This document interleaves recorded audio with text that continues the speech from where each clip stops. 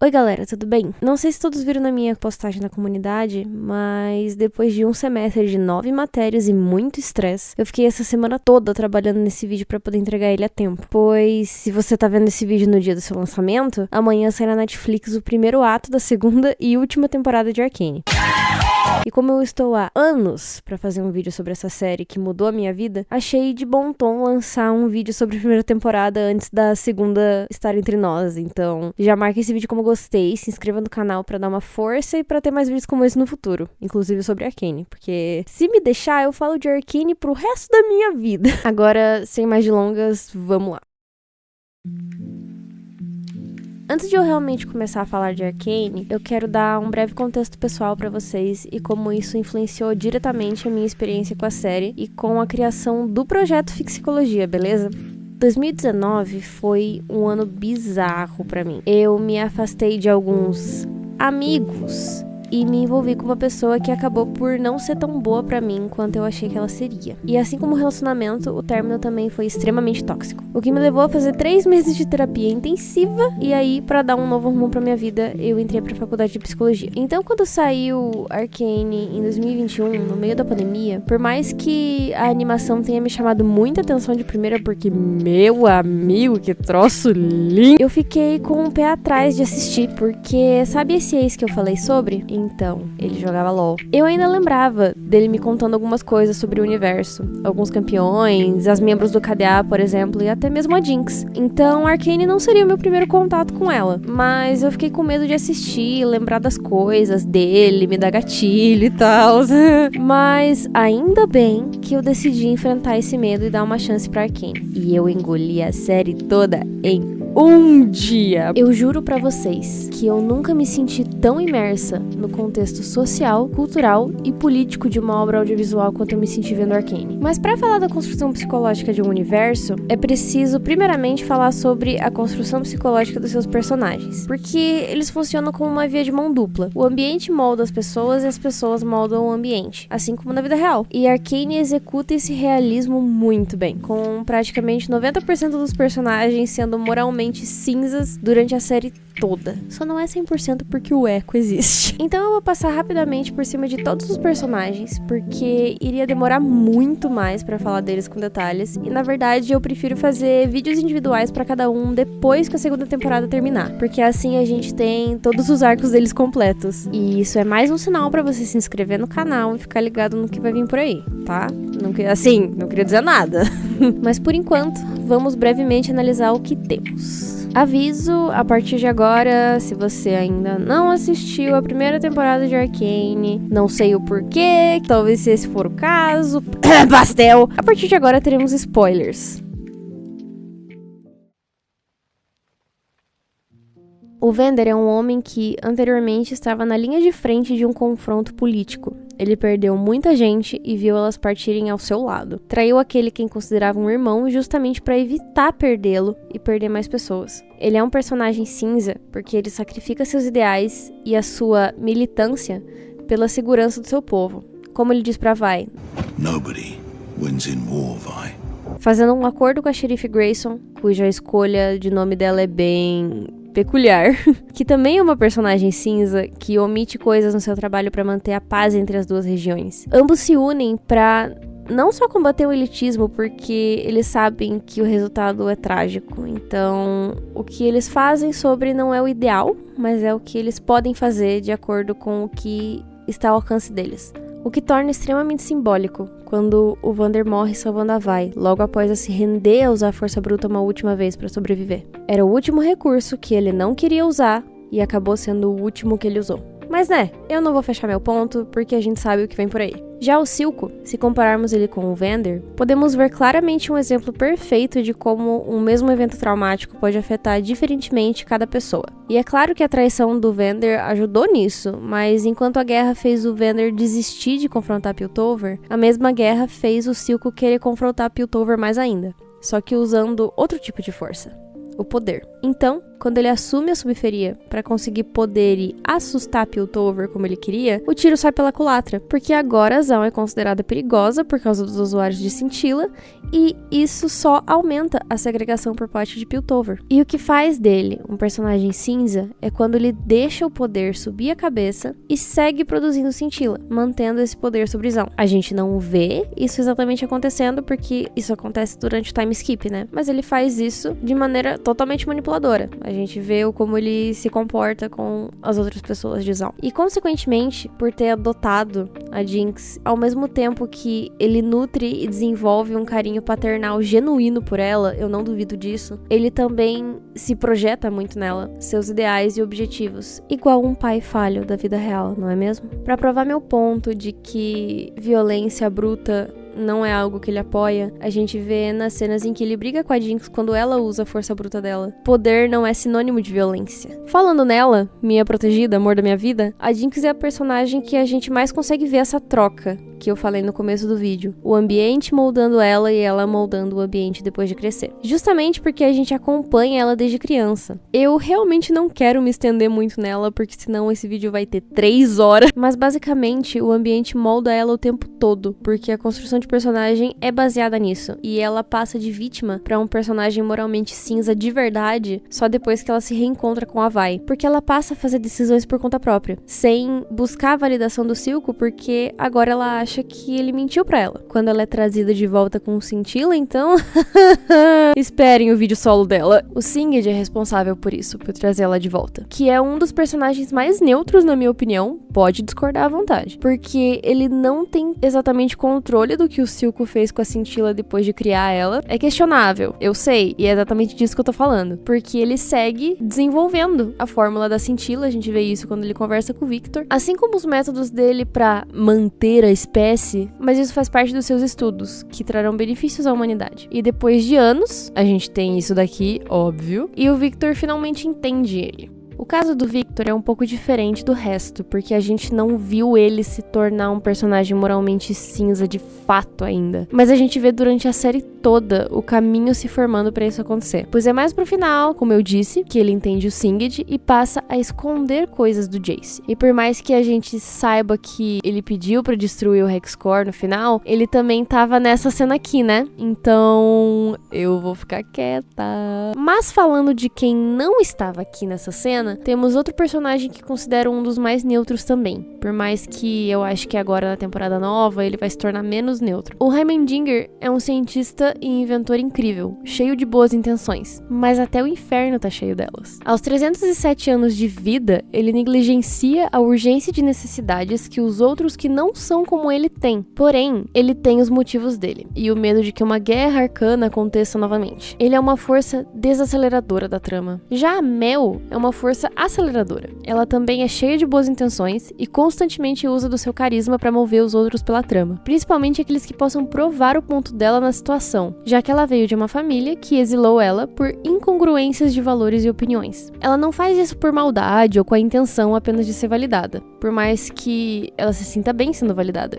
Quem não se sente? E, obviamente, a pessoa que ela mais conduz pela trama é o Jace. Ai, Jace, como que eu começo a falar desse grandíssimo bundão? Assim como a Mel, ele inconscientemente também busca aprovação e validação dos outros a série toda. Mas ao contrário da Mel, ele falha em quase todas as vezes. Essa necessidade que ele tem de agradar todo mundo ao mesmo tempo para ser valorizado torna ele uma pessoa extremamente influenciável e mentalmente fraca. Eu concordo com a mãe dele quando ela diz que ele não tá mentalmente bem, mas ele tem um bom coração, porque ele não consegue sustentar nenhuma decisão que ele toma. O Heimerdinger fala, não mostra a gema. Tá bom. A Mel fala, mostra a gema, a gente precisa de algo novo. Tá bom. O Heimerdinger olha pra ele torto. Não, eu não vou não. Meu Deus, homem! Aí, quando ele negociou com o Silco, eu pensei, nossa, finalmente esse homem vai fazer o que ele quer e o que ele acha certo. Até ele falar lá pro conselho.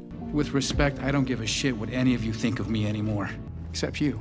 vou deixar aqui mais um sinal pra você se inscrever no canal e esperar os próximos vídeos, porque eu muito faria um vídeo só sobre o relacionamento dos dois, que eu não acho um relacionamento saudável e vai ser polêmico. A questão é que só tem uma personagem de Piltover da qual o Jace mantém a palavra até o fim da série, que é também a única que não bajula ele por ser o homem do progresso.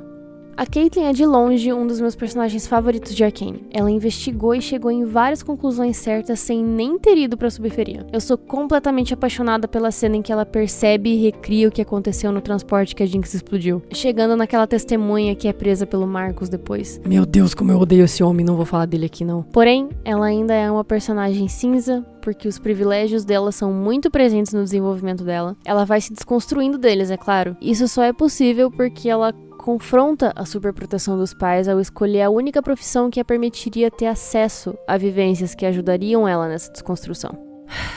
Vamos ver o que o trauma e um cargo maior vão fazer com a cabeça dela, né? A Vi, assim como a Jinx, eu tenho que me controlar pra não ficar 3 horas falando dela. Mas basicamente, ela é uma pessoa extremamente sentimental, que compensa isso com violência. Ela é um personagem cinza do jeito mais físico e visível possível. O contraste de quando ela tá com a guarda armada, na defensiva, confrontando alguém até, e 90% dessas vezes é com a Civica, com quando ela reencontra a irmã. Na cena do jantar, no último episódio, ela sempre foi assim, mascara as emoções com força bruta. E ao mesmo tempo, ela expressa essas emoções através disso também. E foi daí que os erros que a Vi cometeu se originaram.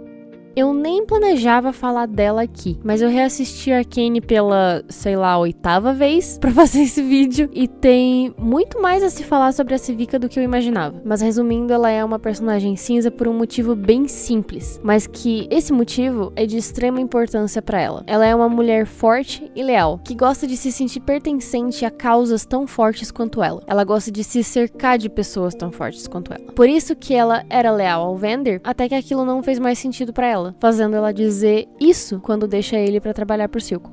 Do I look afraid? No. You look weak. Isso só me deixou mais animada ainda pra ver ela nessa próxima temporada. Aí temos a terceira opção em tudo, a brecha moral da série. Mas Bunny, os fogolumes estão certos. Você mesma falou no começo do vídeo que o Echo era uma exceção a todos os personagens da série serem cinzas. Acontece que enquanto eu tava escrevendo o roteiro eu percebi umas outras coisas. Vamos lá. Sim, os fogolumes estão certos, mas o Echo é moralmente cinza, porque ele ainda guarda muito rancor e tem motivações muito vingativas por tudo que ele viveu quando era criança. Com razão, claro, eu provavelmente estaria na mesma no lugar dele, mas ele é genuinamente puro ao escolher fazer parte dos fogolumes, apesar das suas motivações pessoais. Por isso eu tô maluca pra ver isso desmoronar e se refazer. Eu gostaria de ter mais coisas pra falar sobre a Ambessa, porque vimos bem pouco dela na primeira temporada e a segunda vai focar bem mais nela. Mas eu acho que dispensa explicações do porquê ela também é uma personagem cinza, né? Ela exilou a própria filha pra não fraquejar na hora de tomar as melhores decisões pro seu povo. Porém, ela é militar. Ela acredita no poder da força bruta para se conseguir respeito. Nos conflitos, de forma figurativa e literal, ela é a primeira que tira a espada da bainha antes de qualquer um. Se isso significa proteger alguém que ela ama. E eu acho que isso é cinza o suficiente, certo? E assim se forma uma construção psicológica de um universo. Todos esses personagens que têm suas próprias complexidades inseridos juntos e ao mesmo tempo em um ambiente que afeta cada um deles de formas diferentes. Eles se entrelaçando e desentrelaçando entre si, não só criam um campo dinâmico e amplo o suficiente para eles se desenvolverem, como também os torna relacionáveis para o público. Problemas pessoais e afetivos, junto de problemas sociais e coletivos, caralho, até rimou, criam situações e cenários de sobrecarga para esses personagens que são realistas, tudo acontecendo ao mesmo tempo. Escolhas difíceis têm que ser feitas rápido e não há espaço suficiente entre uma escolha e outra para eles sentarem, sofrerem e absorverem as coisas com calma. Tem momentos calmos aqui e ali? Sim, mas os personagens e o público sabem que tem coisa para ser resolvida e que daqui a pouco vai ficar frenético de novo. Isso prende o espectador, porque a história é boa em gerar empatia em quem tá assistindo, não com todos os personagens, eu sei, mas pelo menos cada espectador vai olhar e vai falar: tô torcendo pra esse aqui. E a história também é contada em um ritmo que é familiar pra gente no nosso dia a dia. Ou pelo menos é pra maioria de nós. Eu queria terminar esse vídeo falando um pouco sobre o que eu espero da segunda temporada, só pra rir da minha cara caso algo envelheça mal de hoje pra amanhã. Eu quero muito ver como vai funcionar pra Jinx ter sido uma pessoa desprezada, ter se sentido muito sozinha e abandonada o tempo todo durante a vida dela inteira, agora se tornar um símbolo e uma pessoa em que todos admiram e querem seguir o que ela tem pra falar, sabe? Eu quero muito, muito também ver o Warwick, como que ele vai aparecer, como exatamente o Singed fez pra tornar ele no Warwick, de que lado ele vai estar, se ele vai ser só uma força ali neutra, destruindo tudo, não sei, se ele vai falar, se ele não vai falar, enfim. E uma coisa que eu vejo pouca gente falando é que o Victor e o Jace estão completamente sumidos do negócio. Assim como a Mel também, tem gente que teoriza que ela realmente morreu por causa da última cena, e o Jace e o Victor também estavam lá, né, então não sei, mas a gente já sabe da história mais ou menos do Victor por causa da... Eu lembro que a primeira vez que eu assisti Arcane, eu não quis ver nada sobre nenhum dos campeões, pra realmente não influenciar na minha experiência, mas é meio óbvio que provavelmente o Hexcore vai salvar ele, enfim, eu quero muito ver como isso vai funcionar também. Falando sobre o Hexcore, eu quero muito ver realmente o que eles falam, que é o Arcano está despertando, a gente vai ver o Absolute Cinema, que vai ser o título da série acontecendo, sabe? Tudo isso em contraste e junto ao mesmo tempo com uma revolução. Então, assim, caos. Estou animado para ver o caos. A gente vai ver mais da Civica e mais da Ambessa, como eu falei. Eu gosto muito delas. Mulheres negras e fortes. Eu quero muito ver como isso vai se desenvolver. A gente vai ver também o Echo e o Heimendinger, que eu falei que o Heimendinger vai se tornar um personagem menos neutro, ainda cinza, mas menos neutro. Quero muito ver, a amizadezinha deles parece estar muito fofa no teaser que a gente recebeu, né? Então, enfim, estou animada também. Eu vou falar só sobre uma teoria que eu vi no Twitter sobre a Caitlyn, que ela agora vai ter um arco de vingança, né? Como eu falei mais cedo no vídeo, que eu acho ela extremamente inteligente, ela tá disposta a se desconstruir pra ajudar os outros e fazer uma coisa mais justa ali, enfim. Esse arco de vingança vai destruir isso nela completamente, eu acredito. Então, a teoria que eu vi no Twitter falava sobre a gargantilha dela, que eu amo esse tipo de teoria. Eu amo elementos visuais na série que simbolizam as coisas emocionais que os personagens estão lidando de maneira introspectiva, sabe? E na primeira temporada a gente vê que a Caitlyn já usava essa gargantilha, faz parte do uniforme dos defensores, só que quando ela sobe de cargo agora nessa segunda temporada, essa gargantilha muda de cor. Só que essa mudança de cor condiz com aquele mapa que ela tinha, inclusive tem até no pôster da segunda temporada, aquele mapa que tem uns fiozinhos vermelhos ligando tudo, que ela tá indo atrás da Jinx e investigando as coisas, e a gargantilha fica da mesma cor desse fio, né?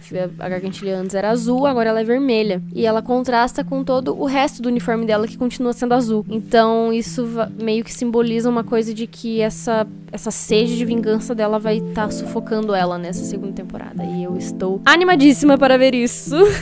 Pra finalizar, tem um youtuber que eu gosto muito, e sempre que eu tiver a oportunidade de falar dele, eu vou falar dele aqui. Eu não sei exatamente como que fala o nome dele, mas tá aí na tela agora. O Shini, eu acho. Ele faz muitos e muitos vídeos sobre Arcane. Eu cheguei até o canal dele por causa de um vídeo de Arcane e estou lá até hoje. Ele fez um vídeo analisando as coisas da segunda temporada que a gente já tem. Ele pontuou que as cores vão movimentar muito essa temporada. Como eu disse agora, né, da teoria da gargantilha da Caitlyn, ele fala que tem certas cenas nos trailers e nos teasers que são muito monocromáticas. Essas cenas monocromáticas são de cenas em que parece que os personagens que estão na cena estão passando por algum tipo de crise, que nem, por exemplo, a Vi, né? Ele analisa todo o clipe lá do arco dela lá, que ela tá emo, gótica. Todas aquelas cenas dela são muito monocromáticas, então a falta de cores representa um personagem paralisado, representa uma parte da trama que está paralisada e em desenvolvimento. E assim que tem mais cores em tela, significa que a história está andando. Quanto menos cores, mais devagar a trama vai andar, e quanto mais cores, mais rápido ela vai andar. E eu achei isso muito, muito incrível. E eu amo essas coisas. Meu Deus. Eu não tenho expectativa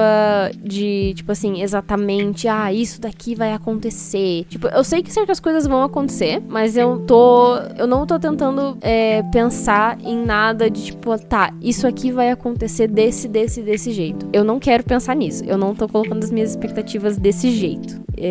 Eu tenho certas coisas que eu imagino que vão acontecer, que eu vou deixar guardadinhas na minha cabeça enquanto eu assisto, mas o como elas vão acontecer, eu quero aproveitar ao máximo. Daí, mais pra frente, eu venho e faço mais vídeos aqui. Eu acredito que é isso, gente. Eu pretendo gravar minha reação assistindo. Eu não sei se eu vou postar essas reações, talvez. Não sei se, eu vou me sentir confortável postando, ou se vocês também vão querer assistir, na verdade. Me falem aí nos comentários, talvez, se vocês se interessariam por me assistir assistindo. Mas enfim, é isso, galera. Agradeço vocês por assistirem. Me falem as opiniões de vocês sobre os personagens aí nos comentários também. Eu não prometo responder todas, mas eu prometo ler, pelo menos, porque eu gosto de ver o ponto de vista de cada um sobre cada personagem. Eu acho que essa é uma coisa que a Arcane tem também, que ela abre pra discussão e cada um vai absorver cada personagem de uma maneira diferente também. Isso também faz parte da construção psicológica. Entendeu? Está tudo conectado. De novo, eu agradeço. Se puderem dar uma força aí do jeito que vocês puderem, compartilhar pros amigos de vocês que gostam de Arcane esse vídeo, eu vou agradecer muito. E é isso. Vejo vocês na próxima. Se a Jinx morrer, eu me mato.